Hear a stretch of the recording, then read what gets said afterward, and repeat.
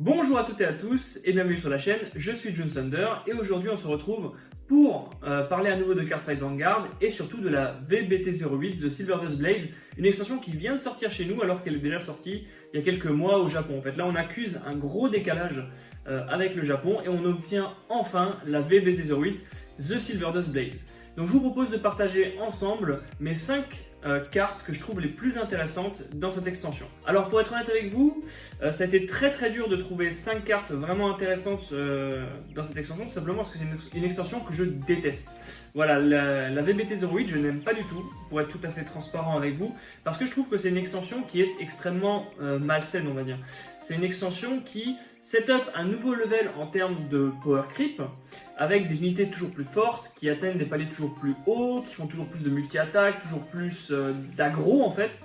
Mais derrière, on a toujours le même CA pour se défendre, donc on peut se retrouver dans des situations où on joue contre un Messiah ou contre un Kagero, où on ne passe pas le G3 en fait, tout simplement parce que l'adversaire a une trop bonne sortie et que ces tours étaient beaucoup trop forts tout simplement. Donc aujourd'hui je ne vais pas vous parler des cartes qui sont fortes, mais des cartes que je trouve intéressantes, car elles s'intègrent dans beaucoup de decks, elles relancent beaucoup de decks. Il y a vraiment un gameplay qui a été pensé et qui est innovant avec ces cartes. Donc je ne parlerai pas de Dragonic Overlord The Cross et de Blademaster Swain, qui sont des cartes qui sont tout simplement Dragonic Overlord The End passé à la gomme magique, où on enlève toute forme de cost et toute forme de restriction pour le rendre plus fort. Je ne parlerai pas non plus de Blademaster Swain, qui est juste le Blademaster de l'année dernière, à qui on a enlevé encore une fois des restrictions et des costs pour le rendre compétitivement viable. En fait, c'est basiquement les mêmes cartes, mais en upgrade. En fait, c'est l'évolution du Pokémon qui du stade 2 vers le stade 3.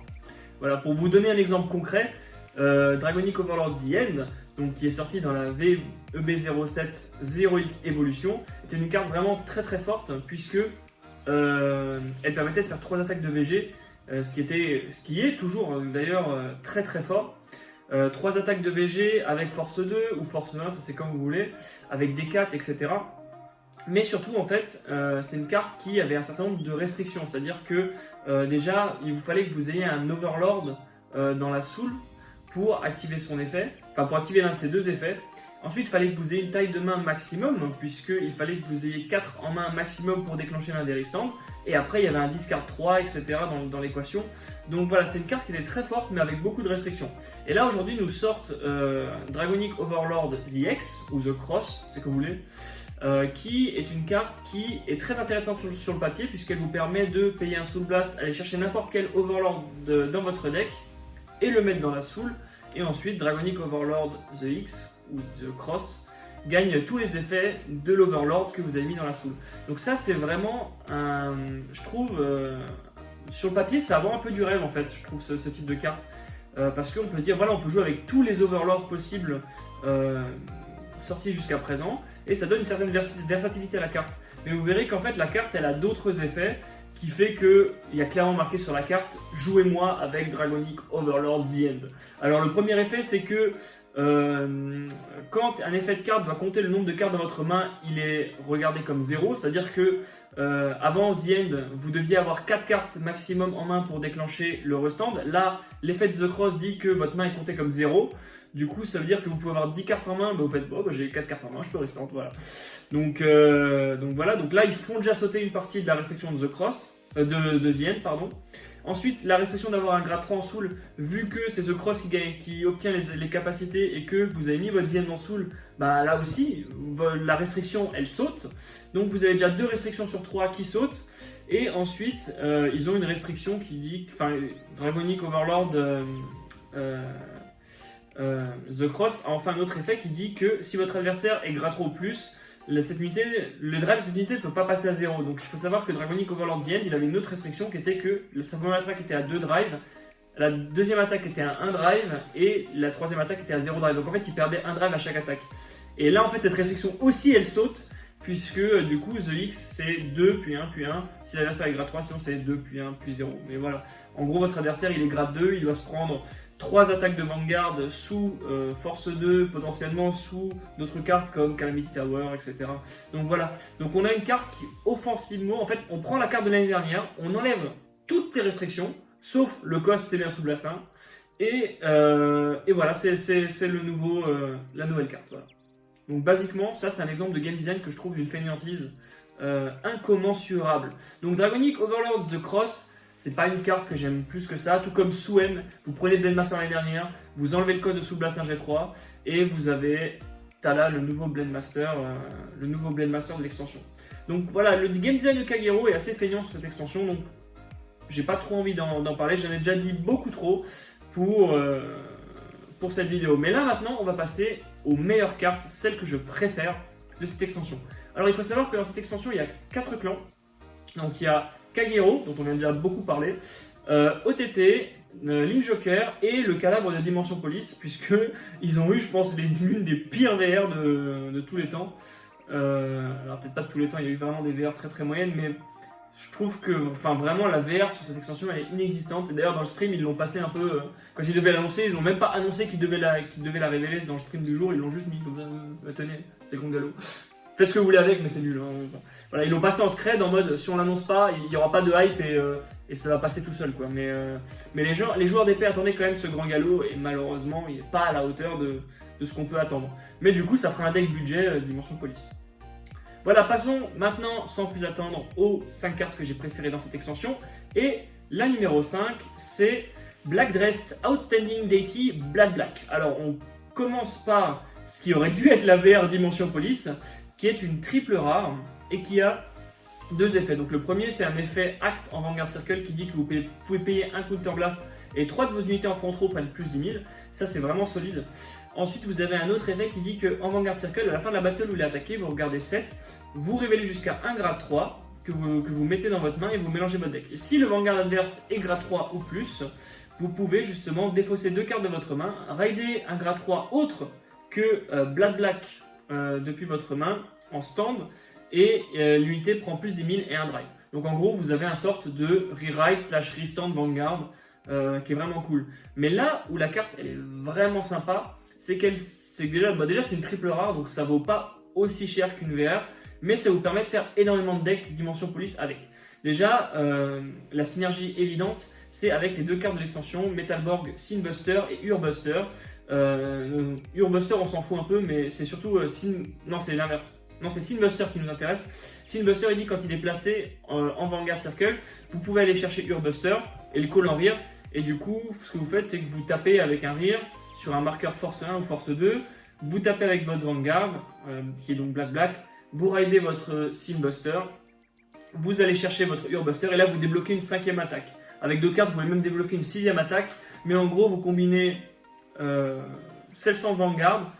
Vous combinez un spammage de marqueurs force 1 ou force 2 comme vous voulez sur le board. Vous pouvez très bien jouer force 2 puisque Black va vous donner plus 10 000 aux unités en front row en acte, une fois par tour par contre. Mais voilà, vous avez quand même un restant de Vanguard, vous avez Black qui va donner plus 10 000 à toute la front, donc vous avez un certain power-up assez élevé de base et vous pouvez déclencher une multi. Tout ça pour un Counter Blast.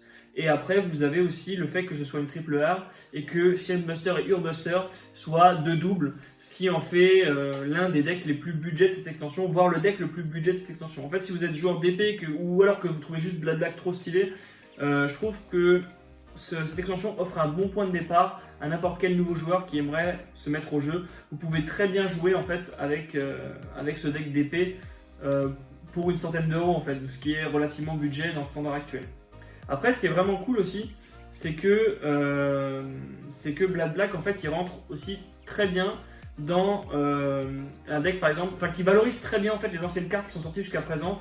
Par exemple, Great Dayusha. Vous pouvez très bien imaginer que vous pouvez faire votre Black 10 000 à la front, quand l'adversaire est au G3 bien sûr. Cette stratégie marche que quand l'adversaire est au G3. 10 000 à la front, vous tapez, vous révélez votre Great Dayusha.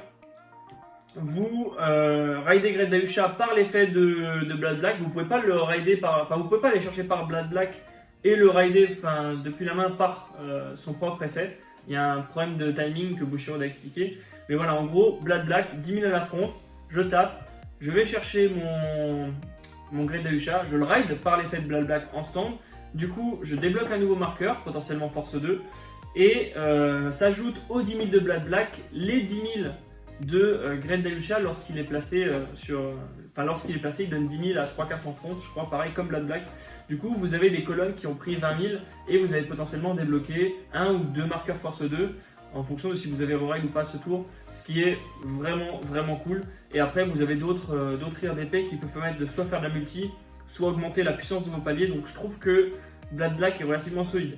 Après, vous avez aussi le combo avec Dayliner, il marche aussi pas mal avec Dayliner, dans le sens où il vous permet, si jamais vous avez votre adversaire à trigger def, ou si jamais votre adversaire, vous voyez qu'il vous a mis dans une position un peu indélicate, parce que il a trigger, comme dit, il a trigger def, ou il a anticipé votre stratégie, etc. Vous pouvez très bien reride Dayliner, stabiliser votre prochain tour, ou aller chercher votre Great Dayusha, vous avez déjà Dayliner dans la main, pour aider Dayliner pour préparer votre prochain tour de Great Dayusha. Vous venez de bait l'adversaire parce qu'il pensait, lui s'attendait à un tour agressif à base de Great Dayusha. Il se retrouve avec un tour un peu plus conservatif avec Great Dayliner. Et surtout, vous avez le passif de Great Dayliner qui donne plus 10 000 de shield à tous vos G3. Donc voilà, vous pouvez. J'aime bien cette carte parce que. Enfin, j'adore vraiment cette carte parce que déjà, son atwark est ultra stylé. Et ensuite, il permet de jouer vraiment sur toutes les VR ou tous les grades 3 importants de DP sortis jusqu'à ce jour, et ça je trouve ça vraiment trop cool. Donc Blood Black numéro 5, et c'est amplement mérité. La carte coûte à peu près 5, 6, 7 euros. Donc si vous voulez chercher un deck budget extrêmement cool qui vous offre du deck building, de la variété, de la liberté, je pense que Blood Black est vraiment là pour ça. Carte numéro 4, il s'agit de l'order card de l'extension qui s'appelle Clear Frame Whirling Wash of Curse Cleansing. Donc c'est un nom très long, mais c'est un normal order de grade 3, donc tutorisable par les G3 Fetcher, en fait les nouvelles triple R G1 qui vous permettent d'aller chercher le G3, et qui est incroyablement cool parce qu'il dit, son effet c'est donc, vous choisissez un de vos cercles, vous unlockez la carte qui est sur ce cercle, et standez un rearguard sur ce cercle, et si vous avez unlocké ou stand une carte, vous piochez une carte. Donc pourquoi la carte est extrêmement cool? Déjà, elle est extrêmement combo avec Messiah. Vous allez voir, l'effet d'Alter Ego va ramener en fait des cartes en lock, et du coup le fait de pouvoir les unlock va vous donner des attaques en plus forcément, et va vous donner du C en plus. En plus, la carte fait un 0 quand vous la résolvez à son plein potentiel. Donc en fait, basiquement, elle va juste vous permettre de stand ou d'unlock des rires pour 0 cost et 0 carte en main perdue. Et ça, c'est vachement cool parce qu'elle rentre en synergie avec pas mal de decks, que ce soit des decks budget ou des decks plus compétitifs. Messiah est un deck très compétitif, vous verrez qu'elle va vous servir à unlock le Volco God, qui est une carte que je trouve extrêmement broken de cette extension. Et je mesure les mots broken, je déteste cette carte. C'est l'une des cartes qui peut vous permettre d'être mort alors que vous n'avez même pas encore joué votre partie. Donc ça c'est toujours très plaisant. Mais voilà, pourquoi est-ce qu'elle est bien Cleansing? Parce qu'elle rentre dans énormément de decks, donc dans Messiah qui est un deck très compétitif.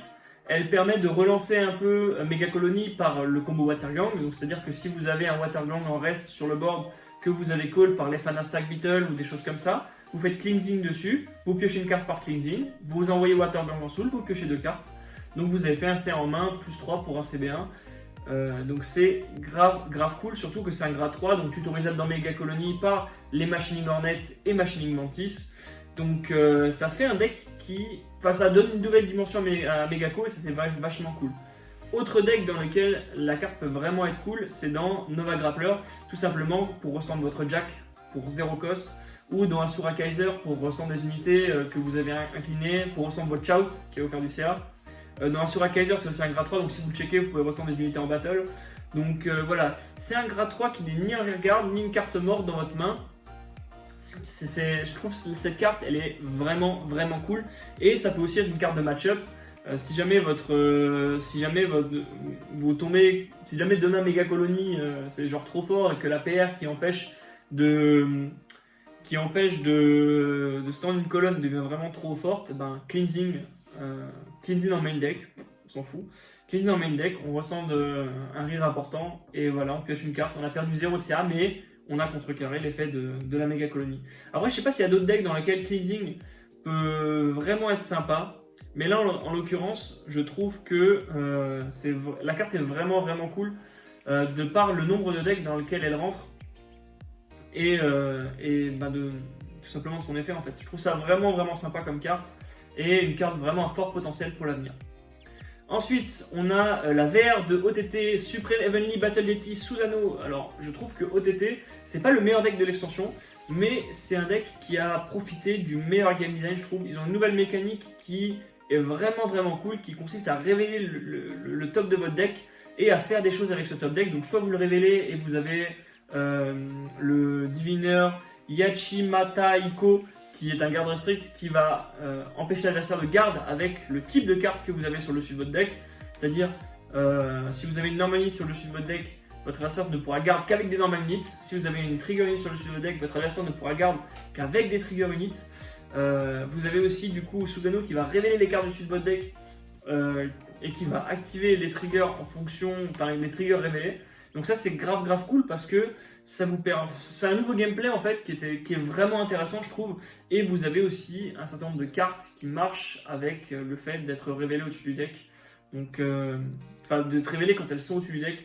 Et ça c'est vraiment grave cool. La synergie en plus avec les anciennes cartes est un peu présente comme Fumino et la Battle Sister Chouquette qui vous permettent d'aller chercher des grades 3 et de les révéler. Vous verrez qu'il y a des petits combos avec, mais je trouve que OTT ils ont pas le deck le plus fort, mais le deck avec le game design le plus intéressant je trouve.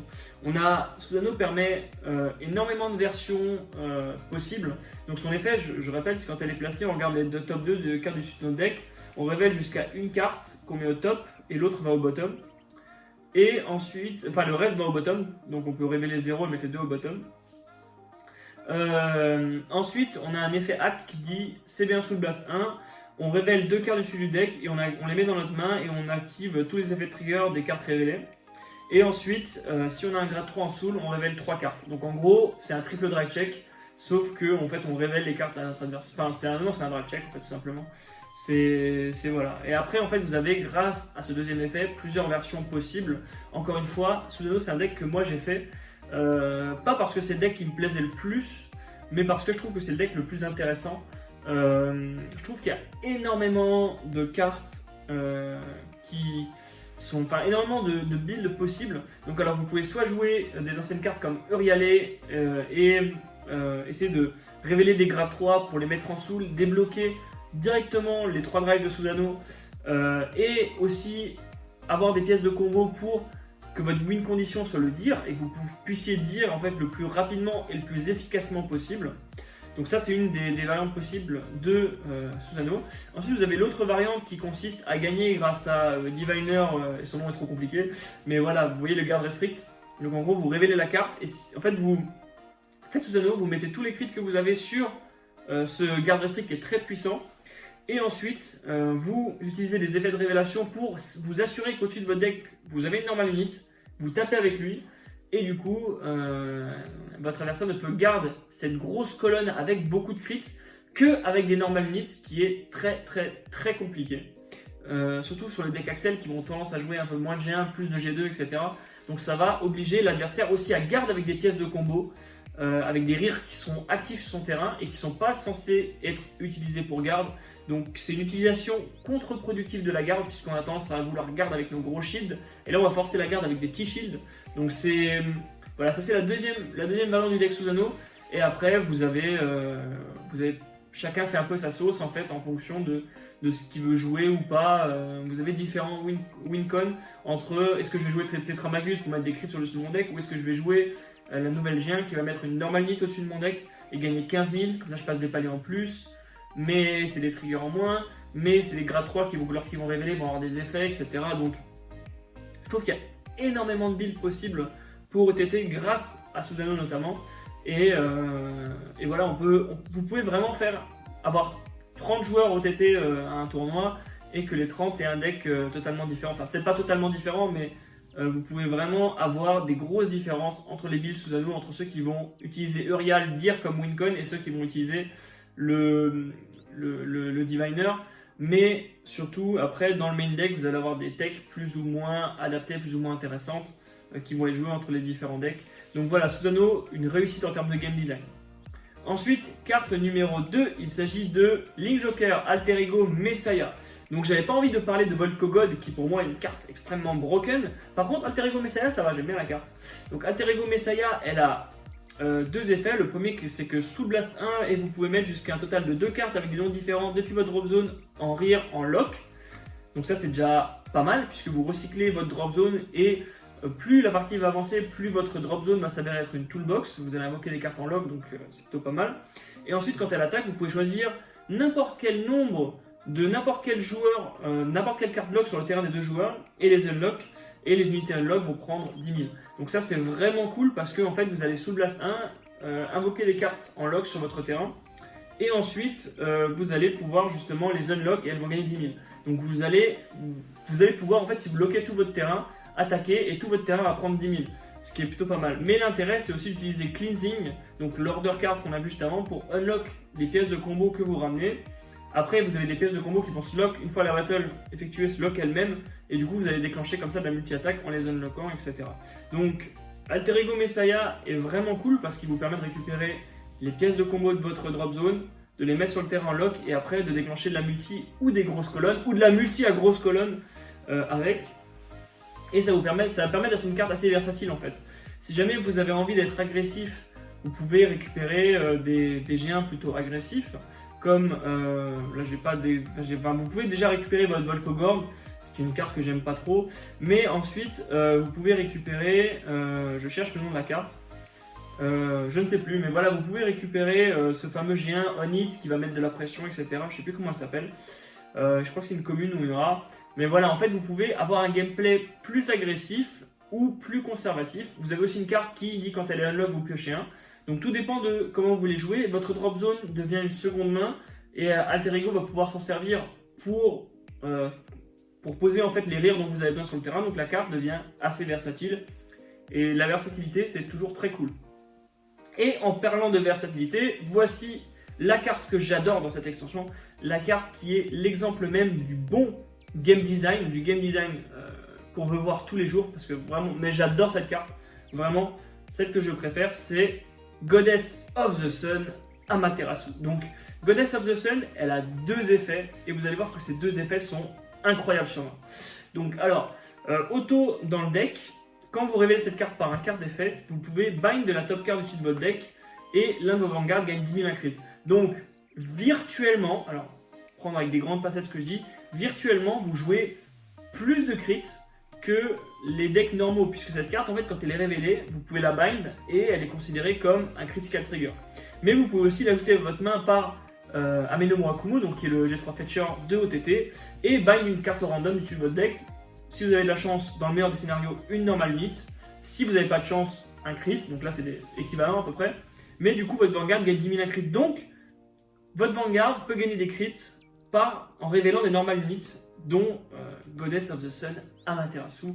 Et déjà ça c'est incroyable parce que déjà ça marche avec Fumino, ça marche avec Battle Sister Shuket, ça marche avec énormément de cartes et ça met votre Susanoo, ça met une grosse pression sur votre Susanoo qui va avoir beaucoup de crits, beaucoup de puissance, qui va être très très menaçant. OTT est vraiment un deck qui a cette capacité par le fait de jouer Goddess of the Sun Amaterasu à être extrêmement oppressant. Même à 1 ou 2 dégâts, vous pouvez être tout simplement en death range, en zone de pouvoir perdre la game, puisque le mec Raid Susanoo, il vous révèle Goddess of the Sun, c'est crit 2. Après, il fait Susanoo, il révèle encore 1 ou 2 crits. Votre Susanoo a crit 4. Vous êtes à 1, vous n'êtes pas serein. Il a encore 2 drive checks derrière. Il joue des Tetra ou des choses comme ça. Vous pouvez vous prendre un Susanoo à 70, 80 000, critical 4 ou 5. Et ça, je trouve ça pas mal. Le deck OTT fait énormément de CA, il fait pas de multi, mais il a un garde restrict très puissant. Il a un finisher, qui maintenant n'est plus un finisher parce qu'on peut le faire premier raid, qui est le CERT, qui vous permet encore une fois d'avoir des colonnes avec beaucoup de crits. Donc, moi, je trouve que cette carte, elle est vraiment, vraiment incroyable. Il y a énormément de combos à faire avec. Mais surtout, ce qui la rend vraiment cool, c'est son deuxième effet qui est qu'en Vanguard ou en rear, donc c'est même pas un mauvais Vanguard en plus, lorsqu'elle attaque, vous pouvez discard une carte de votre main, regarder 3 cartes du dessus de votre deck, révéler jusqu'à une normal unit que vous mettez dans votre main et mettez le reste sur le dessus de votre deck dans n'importe quel ordre. Alors, ça, c'est vraiment incroyable parce que cette carte, elle est très très versatile. Vous affrontez un deck Axel, vous regardez les 3 cartes dessus de votre deck, vous mettez le trigger def au-dessus de votre deck. Donc ça c'est vraiment cool, donc c'est à dire que vous allez faire votre battle phase tranquille et après vous allez attaquer avec elle en dernier et vous allez mettre le trigger def au-dessus de votre deck. Et ça c'est vraiment cool dans un match-up Axel. Ensuite vous allez avoir besoin de setup la normal unit pour votre garde restrict, le diviner. Vous allez d'abord taper avec elle, un rire, ça marche quand vous tapez Vanguard ou Rearguard et ça c'est vraiment incroyable. Votre adversaire est à 4, vous n'avez pas envie de lui donner le trigger def, vous tapez un rire. Vous setupez votre normal unit au-dessus de votre deck. Parfait, vous tapez avec votre diviner, vous réglez la normal unit, l'adversaire ne peut garder qu'avec des normal units. Donc deux utilisations déjà très différentes de Goddess of the Sun et après elle vous permet tout simplement de filter votre main, de révéler des autres Goddess of the Sun pour augmenter le pouvoir de votre VG ou de révéler des Ishikishima dont on n'a pas parlé ici mais qui va encore donner du power à n'importe quelle unit. Je crois que c'est n'importe quelle unit, je suis pas sûr. Je sais pas si c'est que le Vanguard ou n'importe quelle unit, mais voilà, en fait, elle va encore donner 10 000 de power. Donc vraiment, cette carte, elle est très versatile. Et ça, je trouve ça incroyable. Vous pouvez, elle a 3 utilisations, voire 4 utilisations, selon quel match-up vous jouez, contre quel match-up vous jouez, et ce que vous voulez faire sur le tour. Et ça, je trouve ça vraiment cool. Vous pouvez soit la faire attaquer en premier pour... regardez votre top, savoir quel est votre drive check, savoir comment répartir les triggers. Aussi, si votre adversaire veut vous faire un 2 passes, vous tapez d'abord avec elle. Si vous n'avez pas de boost, si vous avez une faible colonne, vous tapez d'abord avec elle. Vous regardez votre dessus. Ah, j'ai 2 triggers, parfait. Je prends la normale. Je révèle la normale, je la mets dans ma main. Ensuite, vous tapez du coup avec votre Vanguard. Votre adversaire vous met 2 passes. Vous savez que vous avez 2 triggers, vous pouvez tout mettre sur le Vanguard sereinement. Votre Vanguard qui sera déjà un power assez important. Donc connaissance du drive check, potentialité de setup un trigger def contre les match-up Axel et la possibilité de s'assurer ou du moins de stabiliser la normal unit sur le dessus de votre deck pour le diviner. Cette carte, elle est vraiment incroyable. Vraiment, c'est une carte que j'adore. Elle rentre en plus parfaitement dans tous les decks. Elle permet à Ameno Murakumo de devenir le G3 Fetcher le plus rentable du jeu. C'est-à-dire que vous pouvez très bien faire des tours où vous raidez Divine Sword d'Ameno Murakumo, vous allez chercher Goddess of the Sun, vous l'avez révélé. Comme vous l'avez révélé, vous bindez la carte dessus de votre deck.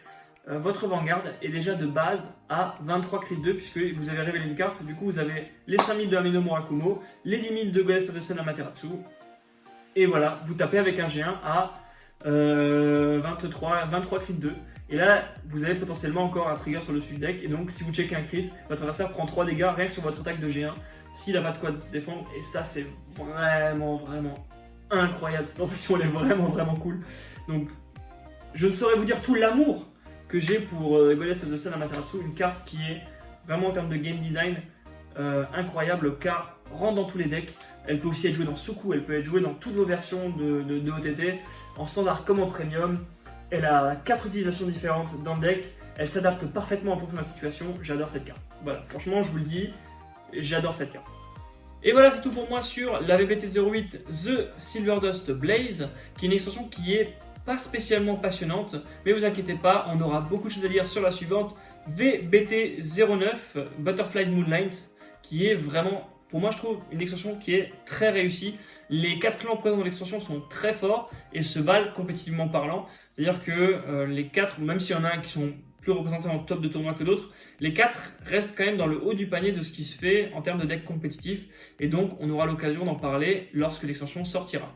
Moi, je vous invite quand même à vous rendre sur le site de Parkage si vous souhaitez acheter vos cartes pour la VBT09 et la VBT010. Les clans 7 sont disponibles à la vente. Alors si jamais il n'y a plus de clan 7 de la VBT09 au moment où vous regardez, n'hésitez pas à vous rendre sur le site de Parkage un peu tous les jours pour voir. Il se peut qu'on en ait remis dans des quantités limitées. Mais voilà, si jamais vous souhaitez acheter vos cartes de la V9, elles seront disponibles en clan 7 et en carte limitée.